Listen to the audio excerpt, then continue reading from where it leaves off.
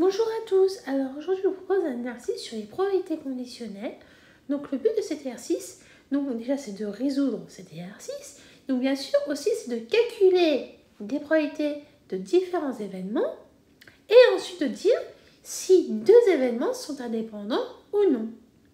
Je t'invite donc à faire cet exercice, donc de mettre la vidéo en pause et lorsque tu auras terminé, de mettre la fonction play afin de pouvoir voir la correction avec les explications. Donc je suppose que tu as eu le temps de faire cet exercice, donc nous allons corriger cela ensemble.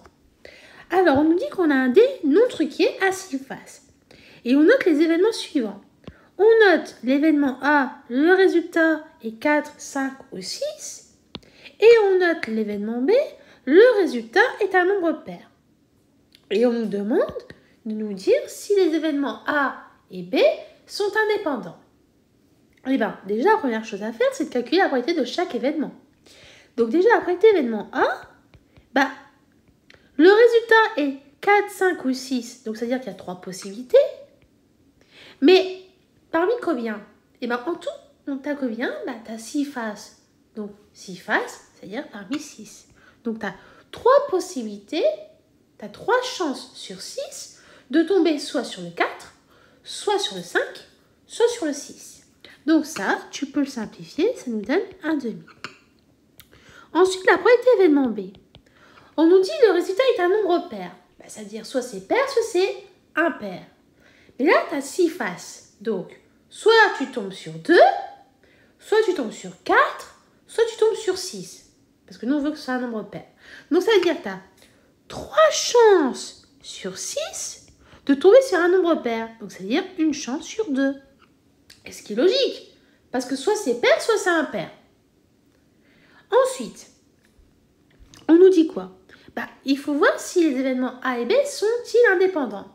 Déjà, la probabilité de l'événement A inter B, ça correspond à quoi? Ça veut dire que le résultat est quoi? Soit 4 ou soit 6. Donc, ça veut dire que tu as 2 possibilités parmi les 6. Donc, tu as 2 chances sur 6 de tomber soit sur 4, soit sur 6, sachant que ce sont des nombres pairs. Parce que tu sais très bien que la probabilité de l'événement A inter B, c'est le résultat est 4 ou 6 est un nombre pair. D'accord? Donc, ça nous donne un tiers. Or, si on calcule la probabilité d'événement A fois la probabilité d'événement B, ça nous donne un demi fois un demi. Et ça nous donne un quart. Ah, on remarque quoi? On remarque que comme la probabilité de l'événement A inter B est différente de la probabilité de l'événement A fois la probabilité de l'événement B, ça veut dire quoi? Ça veut dire que les événements A et B ne sont pas indépendants. Donc, les événements A et B ne sont pas indépendants. Voilà.